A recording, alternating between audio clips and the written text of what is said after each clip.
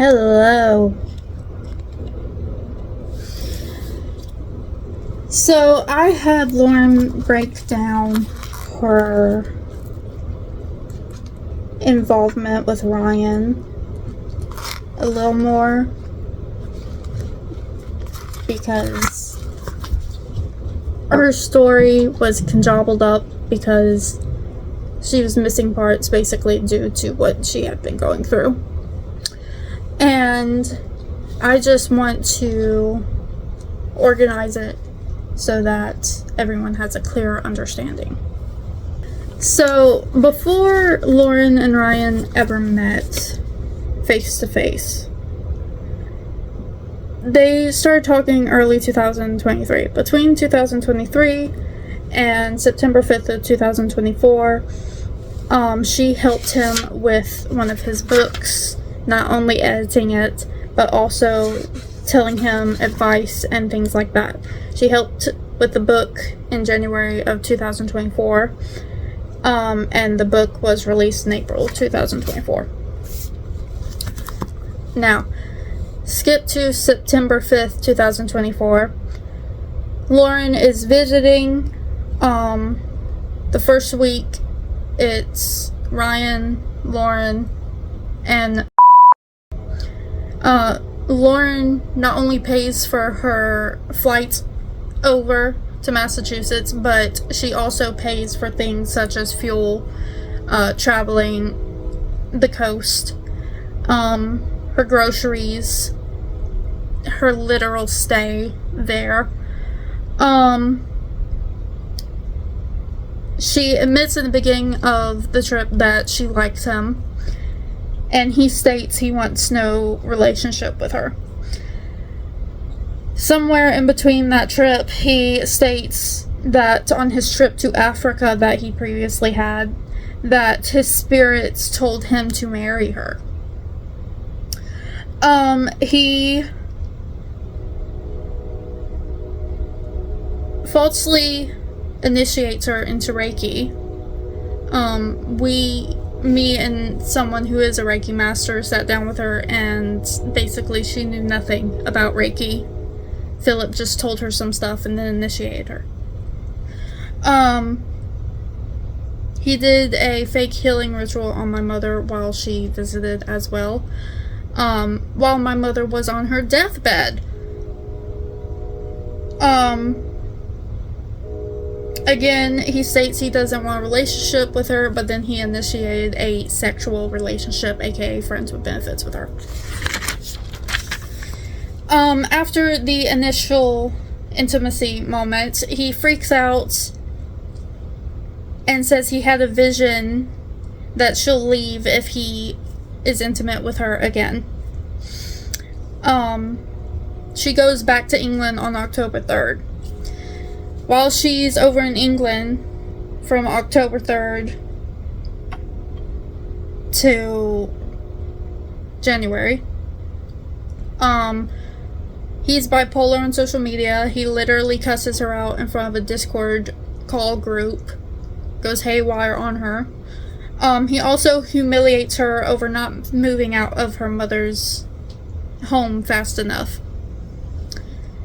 FYI, I just would like to remind y'all that he tried to get me kicked out at the ripe age of 20 of my mother's house. See correlation? Okay.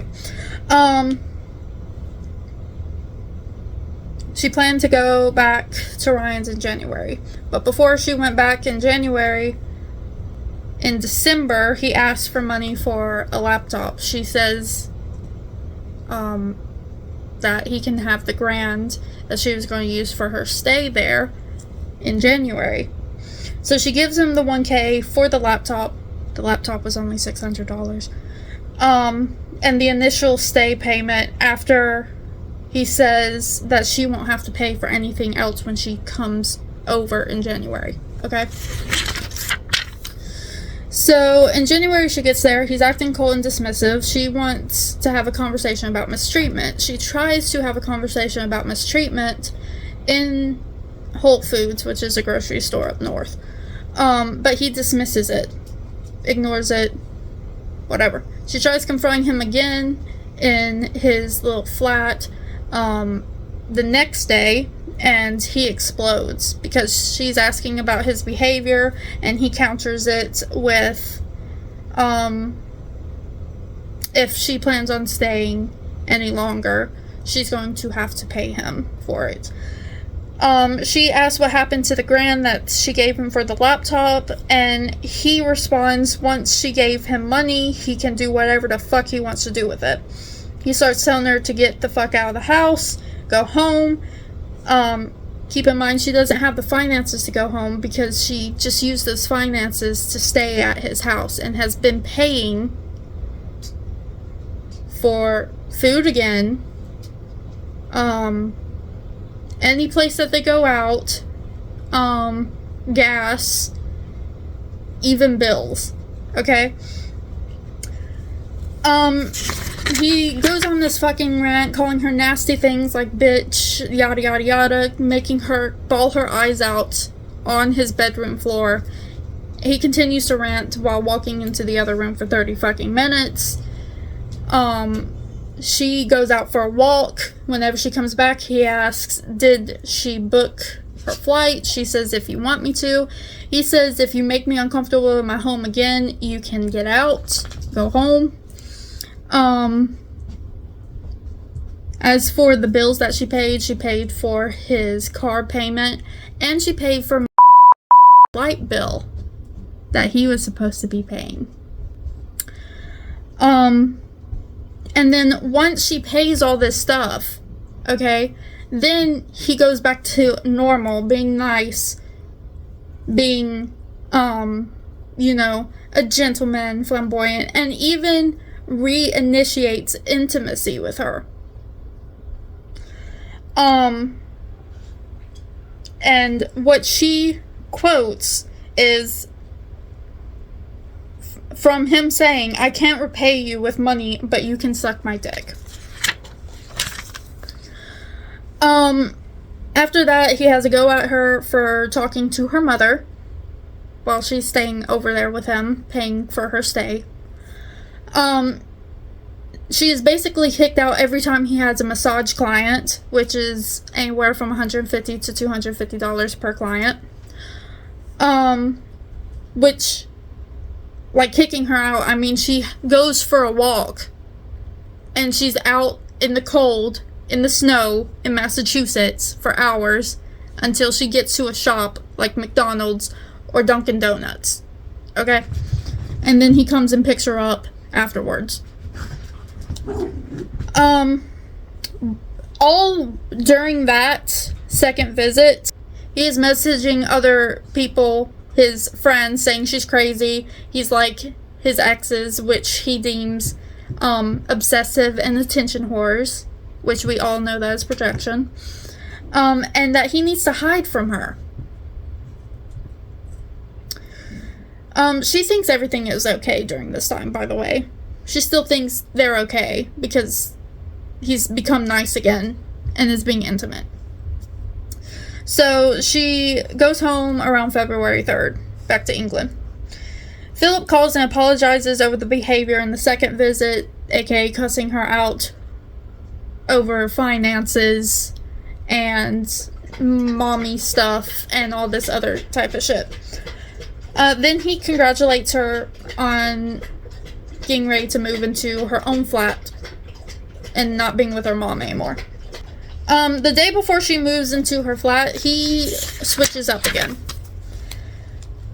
He has a go at her for venting within her social media spaces. He lost it over her posting a TikTok in an Instagram group because he wants nothing to do with TikTok. Anything she starts doing becomes problematic for him. Anything. So then Ryan offers a friend to her to give her a reading, and then he asks what happened during the reading. She tells him, and he retaliates and twists the script about how he isn't her therapist and he's too mentally ill to handle her baggage. She tries to confront his moodiness, but decides not to, after that initial fiasco. Then she tries making a point that she won't tolerate disrespect by leaving his Discord that she's been in for 2 years.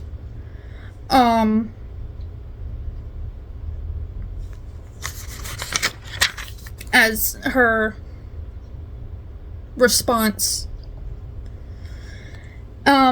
Then he contacts her saying that she abandoned the server over him setting boundaries.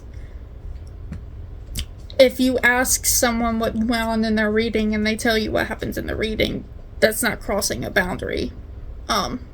Hate to break it to you. Then she decides to confront him about his bipolar behavior and not wanting to be a scapegoat. If you don't know what a scapegoat is, that's basically a punching bag for someone who is angry all the time. You're the first person that always gets the blow no matter what the fuck the problem is. He's dismissive about her initial confrontation and agrees to talk about it later. He gets back to her and says that she abandoned him and his community, but he'll help her find her own community. Then she reiterates about being a punching bag and all these things that he's done to her, and he blocks her for basically calling him out. She panics because she doesn't have many friends. She's very secluded, and Ryan was, to her, a good friend. So she panics and tries to mend the relationship by calling him twice on Facebook and on Discord. He blocks her on both. She asked him to please not abandon her, and he said, "Leave me alone." The last attempt that she tries to reach out to Ryan to mend their friendship or whatever the fuck they got going on is she asked a friend of Ryan's to reason with him, and then that was it. She talked to friends from the server she talked to a couple of friends that were once in the server and noticed her disappearance, and they decided to leave the server as well after she told them all that Ryan had done. But because of the bipolarness, the manipulation, the narcissistic tactics, the abuse mentally and verbally, she went into a short downward spiral of psychosis, and it even turned into religious psychosis. Okay? And then after that, Ryan starts his rant on YouTube. So, what was the rant that Philip went on YouTube about? First off, he tries to excuse his abusive, narcissistic, manipulative ways with the statement that if a 17-year-old were to tell me she wants to be fucked on her 18th birthday, he would do it. Keep in mind, Lauren has never used the age gap between her and Philip as ammo for the way he has been acting. And then he goes on to call her a psychotic bitch and obsessive and all this other stuff when everything that has been given is the total opposite, honestly. He's giving crazy. He's giving needs help. He's giving all red flags.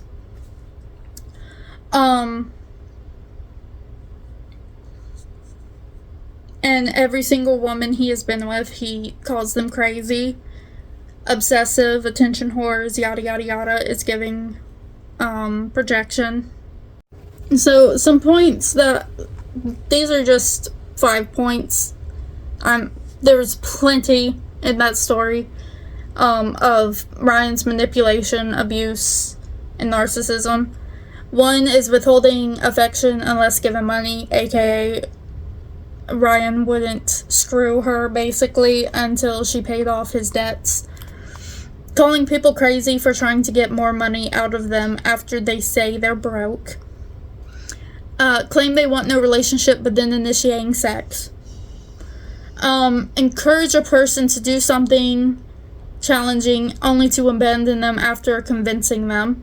He was constantly trying to convince her to leave her mother's home, and when she did it, he absolutely fucking lost it on her. Pick apart someone's trauma only to use it against them and tell them it's their problem after encouraging them to vent.